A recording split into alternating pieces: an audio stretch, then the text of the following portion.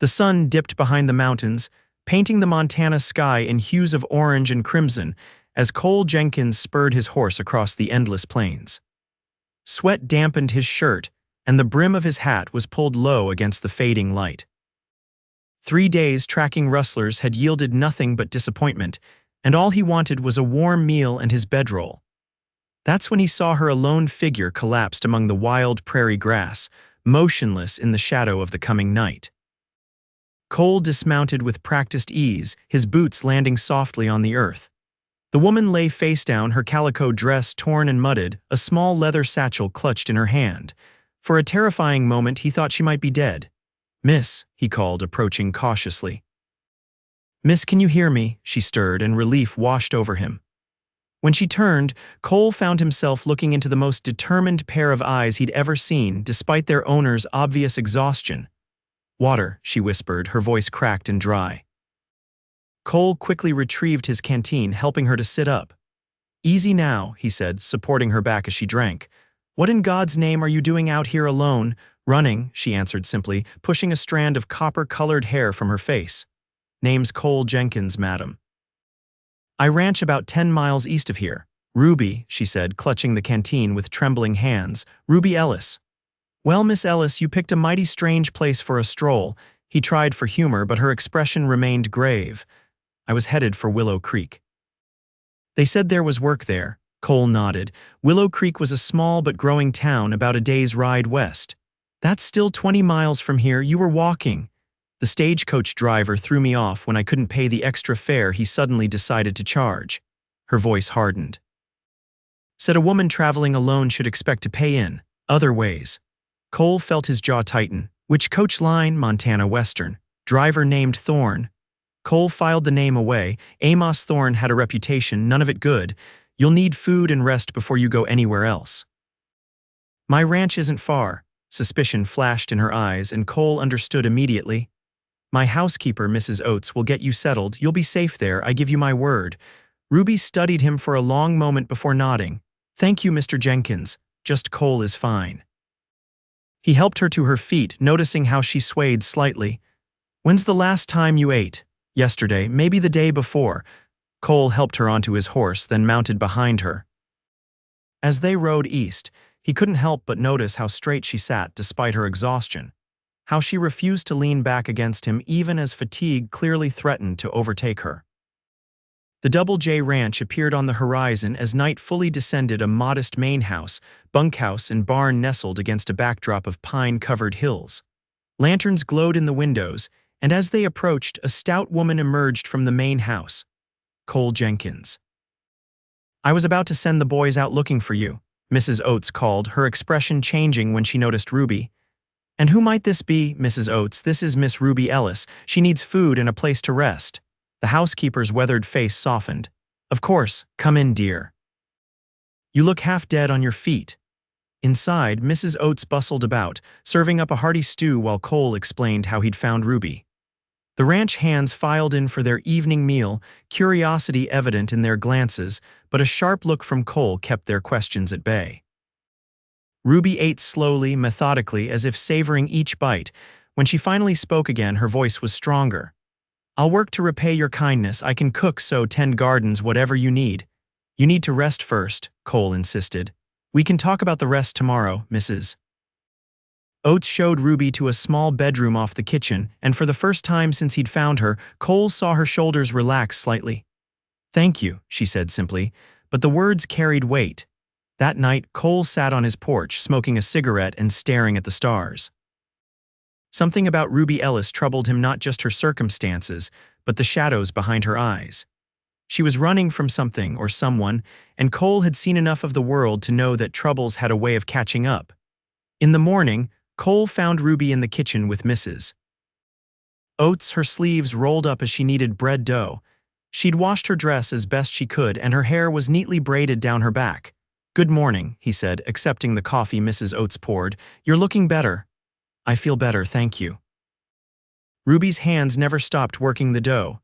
"Mrs. Oates says you need help with the garden. The last frost has passed, and it's time to plant." Cole glanced at his housekeeper, who gave him a meaningful look. "Well, we could certainly use the help if you're offering." "I am." Ruby said firmly. I'll earn my keep until I've repaid you, then continue to Willow Creek. Over the next few days, Ruby proved herself a tireless worker. She rose before dawn, helped with breakfast, then spent hours in the garden, coaxing seedlings into the rich Montana soil. She mended clothes in the evenings and helped Mrs. Oates preserve the last of the winter stores. The ranch hands, initially skeptical of the mysterious woman Cole had brought home, gradually warmed to her quiet competence. Even Bud Wallace, Cole's foreman and a man generally suspicious of change, grudgingly admitted she was useful to have around. A week after Ruby's arrival, Cole found her in the barn, expertly mending a torn saddle blanket. You know your way around leather work, he observed, leaning against a post. Ruby looked up, a ghost of a smile touching her lips. My father was a saddle maker in Ohio. I helped in his shop from the time I could hold an awl. It was the first personal detail she'd volunteered. What brought you west? Cole asked carefully, her hands stilled. Dreams, foolish ones perhaps. Dreams aren't foolish. They are when they blind you to reality. She resumed her stitching. I thought the West offered opportunities for women that didn't exist back east. A chance to be more than someone's wife or daughter, and does it not? Ruby's laugh held no humor. Every town I've stopped in, the only work available to a woman alone is cooking, cleaning, or lying on her back. Cole shifted uncomfortably. Willow Creek might be different. It's growing fast, needs teachers, shopkeepers. Perhaps. She tied off her thread with practiced efficiency. Or perhaps I should have stayed in Ohio and married the banker's son like my mother wanted. Would you have been happy? Ruby looked up, her green eyes meeting his. I would have been safe. The word hung between them, heavy with implication. You're safe here, Cole said quietly. For now. Ruby stood, folding the mended blanket. But I won't impose on your hospitality forever, Mr. Jenkins. It's not an imposition. The words came out more forcefully than he intended. And I thought we agreed on Cole. A faint smile touched her lips. Cole, then. As May turned to June, the garden flourished under Ruby's care. Rows of corn, beans, and squash stretched toward the sun, promising a bountiful harvest. She spent hours there, humming softly to herself as she worked the soil. Cole found himself making excuses to be near the house rather than out with the cattle. He'd watch her from a distance, admiring the graceful way she moved, the quiet determination in every task she undertook. Something about Ruby Ellis had gotten under his skin, and judging by the knowing looks Mrs. Oates kept giving him, it wasn't particularly subtle. One evening, as twilight painted the sky purple and gold, Cole found Ruby sitting on the porch steps, a letter in her hands. Bad news. He asked, settling beside her. No news, she replied, just memories. She folded the paper carefully. My father's last letter to me, he died 3 months ago. I'm sorry, Ruby shook her head. He wanted me to come home, said mother was failing and needed me. She stared out at the darkening landscape. I was too proud, too determined to prove I could make my own way. By the time I decided to return, it was too late. Cole's hand covered hers, a gesture of comfort he hadn't planned. To his surprise, she didn't pull away. What about you? She asked softly, how did you come to have this place? Luck and stubbornness, Cole replied with a slight smile. Came west after the war with nothing but my horse and the clothes on my back. Worked cattle drives, saved every penny. When old man Jeffries decided to sell, I had just enough to make a down payment. Been paying off the rest year by year. You built something real, Ruby observed. Something lasting, trying to, Cole agreed, though it gets lonely sometimes. Their eyes met in the gathering darkness, and for a moment, something electric passed between them. Then Ruby stood abruptly. I should help Mrs. Oates with supper, she said, retreating into the house. Cole remained on the porch, wondering what had just happened and why his heart was beating so fast. The next day brought unwelcome visitors. Cole was checking fence lines when he saw the dust cloud approaching from the west, 3 riders moving fast toward the ranch house. An uneasy feeling settled in his gut as he spurred his horse homeward. He arrived to find the men dismounted, standing in his yard. One was tall and thin, with a sheriff's badge pinned to his vest. The other 2 looked like hired muscle, their hands hovering near their guns. Ruby stood on the porch, her face pale but composed, Mrs. Oates beside her. What's going on here? Cole demanded, swinging down from his horse. The tall man turned. Sheriff Dunn from Willow Creek, you must be Jenkins. His tone was polite but held an undercurrent of authority. "We're here about Miss Ellis." Cole moved to stand between Ruby and the visitors. "What about her?" "She's wanted for theft in Columbus, Ohio. Stole nearly $500 from her employer before fleeing west." Ruby's sharp intake of breath was the only sound in the sudden silence. "That's a lie," she finally said, her voice steady despite her pallor. "I never stole a penny," the sheriff shrugged. "Not my concern, miss. I've got papers requesting your return to Ohio for trial." He reached into his jacket. "Let me see those papers," Cole demanded. Sheriff Dunn handed over a folded document. Cole read it carefully, then looked at Ruby. "It says you worked for a Marcus Blackwood as a bookkeeper in his mercantile." "Yes," she acknowledged. "For 3 years after my father died, I kept his accounts." "And you were caught changing figures, skimming money," the sheriff added. Ruby's eyes flashed. "I discovered Mr. Blackwood was cheating his suppliers and customers both. When I confronted him, he threatened me, said no one would believe a woman over him." Her hands clenched at her sides. "When I refused to falsify the books, he claimed I had stolen from him. I had to run." Cole studied her face, seeing nothing but truth there. "These papers aren't in order," he said to the sheriff. "No judge's signature, just Blackwood's statement." The sheriff's expression hardened. "That's enough to hold her until proper papers arrive." "No, it's not," Cole countered. "You have no jurisdiction here anyway. This is Beaver County, not your territory." The two men with the sheriff shifted, hands dropping closer to their weapons. Cole tensed, acutely aware of his own pistol at his hip. "Boys," Mrs. Oates called suddenly from the porch, her shotgun now visible in her hands. "I've got biscuits in the oven that'll burn if this nonsense continues much longer, so either state your legal business properly or get off this property." A tense moment passed before Sheriff Dunn raised his hands in a placating gesture. "No need for trouble. We'll return with proper papers from your county sheriff." He fixed Ruby with a cold stare. "Don't go running again, Miss Ellis. It'll only make things worse." After the men rode away, Ruby collapsed onto the porch steps, her composure finally breaking. "I'm so sorry, Cole. I never meant to bring trouble to your door." Cole sat beside her. "Tell me everything, the truth." And she did. How she'd taken the bookkeeping job after her father's death to support her ailing mother. How Blackwood had seemed kind at first, then shown his true nature, a man who cheated customers and suppliers alike, who expected Ruby to falsify records to hide his schemes. When she refused and threatened to expose him, he'd accused her of theft, using his influence to turn the town against her. "The night before they were to arrest me, I ran," Ruby finished. "Used the last of my savings to head west, hoping to start over where no one knew me." Cole believed her. Everything about Ruby spoke of honesty and integrity. "We'll fight this," he promised. "Blackwood's reach can't extend forever." "You don't understand," Ruby said desperately. "Men like Marcus Blackwood always win. They have money, influence, respect, even when they don't deserve it." "Not always," Cole insisted. "Not here." That night, Cole rode to neighboring ranches, calling in favors from men he'd known for years. By morning, he had a plan. "We need to buy time," he explained to Ruby over breakfast. "Enough to send east for evidence that will clear your name." "What evidence?" Ruby asked, skepticism evident in her voice. "Letters from suppliers Blackwood cheated, testimony from customers he overcharged, records you kept that would prove the truth." Hope flickered briefly in Ruby's eyes, then faded. "It would be my word against his." "A woman against a respected businessman." "Not just your word," Cole countered. "And not just a woman. You're one of us now. The folks around here stand by their own." Ruby stared at him, something unreadable in her expression. "Why would you do this for me? You barely know me." Cole hesitated, then decided on honesty. "Because in the short time you've been here, you've shown more character than most folks I've known my whole life. And because," he cleared his throat, "because I care what happens to you." The next day, Sheriff Dunn returned with 4 deputies and the Beaver County Sheriff, Walter Grimes, an old friend of Cole's from his cattle drive days. "Cole," Grimes nodded as he dismounted, "here you're harboring a fugitive." "No fugitive here, Walt," Cole replied evenly. "Just a woman being falsely accused by a powerful man back east."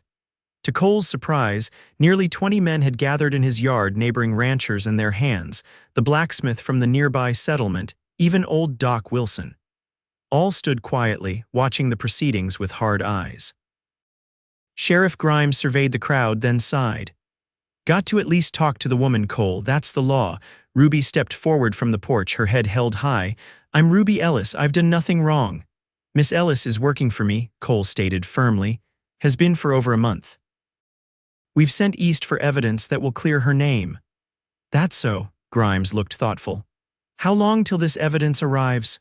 Harvest time, Cole said confidently, though in truth, he had no idea if their hastily dispatched letters would bear any fruit at all. That's nearly 3 months away, Dunn protested. We can't wait that long, Grimes scratched his chin. Way I see it, we can. Miss Ellis isn't going anywhere. Cole here vouches for her character, as do all these fine folks. He gestured to the assembled crowd. Unless you've got a properly executed arrest warrant, which you don't, I don't see cause to take her now. Dunn's face reddened with anger. This is obstruction. This is proper procedure, Grimes countered mildly. Come back with a judge's order and we'll revisit the matter. Until then, Miss Ellis remains free. After the lawman departed, the tension in the yard gradually dissolved.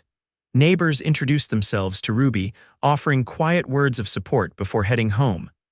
By sundown, only Cole and Ruby remained on the porch, watching the last light fade from the sky. Why did they all come? Ruby asked softly. They don't even know me. They know me, Cole replied, and out here that's sometimes enough. Ruby's hand found his in the darkness. Thank you, she whispered. No one has ever stood up for me like that. Cole turned to her, suddenly aware of how close they were sitting, how her eyes reflected the emerging stars. Ruby, she leaned forward, closing the distance between them, and kissed him softly. Cole froze for an instant, then gently pulled her closer, one hand cradling her face as the kiss deepened. When they finally broke apart, Ruby's cheeks were flushed. I shouldn't have done that, she murmured. I'm glad you did, Cole replied honestly. Ruby smiled, a real smile that transformed her face, and Cole felt something shift inside his chest, like a key turning in a lock he hadn't known existed. As summer progressed, Ruby became an integral part of ranch life.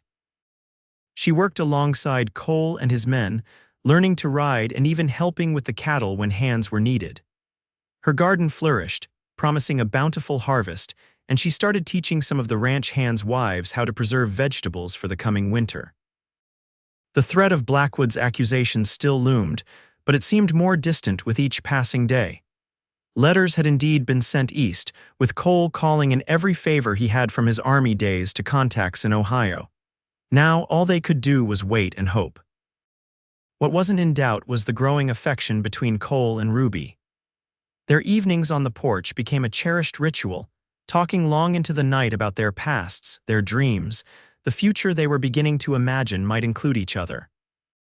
I never thought I'd find this, Ruby admitted one starlit evening, her head resting on Cole's shoulder. A place where I could be myself, where people would accept me for who I am. You've done that yourself, Cole replied, kissing the top of her head. These folks respect you because you've earned it. In early August, trouble arrived from an unexpected direction. A band of cattle rustlers hit 3 neighboring ranches in the span of a week, making off with nearly 100 head.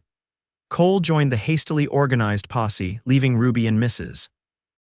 Oates to manage the ranch. Be careful, Ruby urged as he mounted up. These men sound dangerous. I'll be back before you know it, Cole promised, leaning down to kiss her. Keep that shotgun handy just in case. The posse tracked the rustlers for 4 days before catching up to them near the Montana-Idaho border. The ensuing gunfight left 2 rustlers dead and Cole with a bullet graze along his ribs, painful but not serious. They recovered most of the stolen cattle and headed for home, tired but victorious. When they crested the final ridge overlooking the Double J, Cole saw smoke rising from the direction of the ranch house. His heart nearly stopped. Ignoring the pain in his side, he spurred his horse forward, leaving the others behind. The scene that greeted him wasn't what he'd feared. The house and outbuildings stood intact. The smoke came from a controlled burn in one of the far fields, where Ruby and 3 ranch hands were clearing old brush. Relief washed over him, so profound he had to dismount for a moment to collect himself. Ruby spotted him and ran across the yard, her face lighting up. When she noticed his blood-stained shirt, her expression changed to one of alarm. It's just a scratch, Cole assured her as she examined the bandaged wound. Doc Wilson already looked at it. You promised to be careful, Ruby scolded, but her eyes were soft with concern. You should see the other fellow. Cole grinned, then grew serious. Everything all right here, we had visitors, Ruby said, her voice tightening. 3 men asking about me, saying they represented Mr. Blackwood's interests. Cole's jaw clenched. What happened? A smile touched Ruby's lips. Mrs. Oates met them on the porch with her shotgun, said if they set foot on the property, she'd consider it trespassing and act accordingly. And they left, eventually. After Bud and the boys came in from the fields, Ruby's expression sobered. They said they'd be back with papers from the territorial governor himself. Cole nodded grimly. Blackwood's reaching further than I expected. We need to be ready. As harvest approached, tension mounted. Ruby's garden yielded a spectacular bounty: corn, beans, squash, tomatoes, and more filled the root cellar and lined the kitchen in various stages of preservation. The ranch hands joked that they'd eat better than the governor that winter, thanks to Miss Ruby's magic touch. Cole watched with pride as Ruby directed the harvest efforts, organizing the women from neighboring ranches who came to help with the canning and preserving. She had transformed from the exhausted, wary woman he'd found in the fields to a confident, respected member of the community, and he had fallen hopelessly in love with her.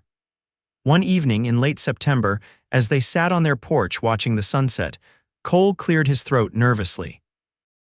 Ruby, there's something I've been meaning to ask you. She turned to him, curiosity in her eyes. Yes. Before Cole could continue, the sound of approaching horses interrupted. 4 riders appeared in the fading light, and Cole recognized Sheriff Grimes among them. Evening, Walt, Cole called, standing protectively in front of Ruby. What brings you out so late? Grimes dismounted, his expression serious. Got news from back east, Cole, about Miss Ellis's situation. Ruby stood, her hand finding Cole's. What is it? Grimes pulled an official-looking document from his saddlebag. Received this by telegraph today. Marcus Blackwood has been arrested in Columbus for fraud and embezzlement. Seems several suppliers finally compared notes and realized they were all being cheated. Ruby's grip on Cole's hand tightened.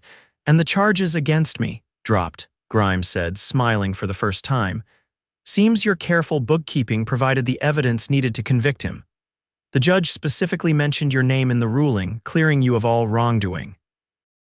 Cole felt Ruby sag against him, the weight of months of worry suddenly lifted. Thank you, Walt, he said, his voice rough with emotion.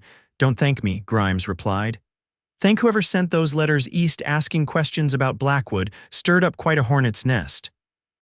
After the sheriff and his men departed, Ruby turned to Cole, tears streaming down her face.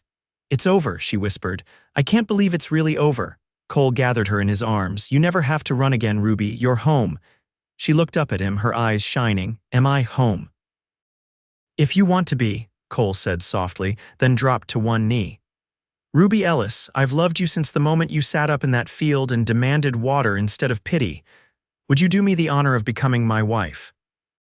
Ruby's answer was to pull him to his feet and kiss him with all the passion and hope that had been building between them for months.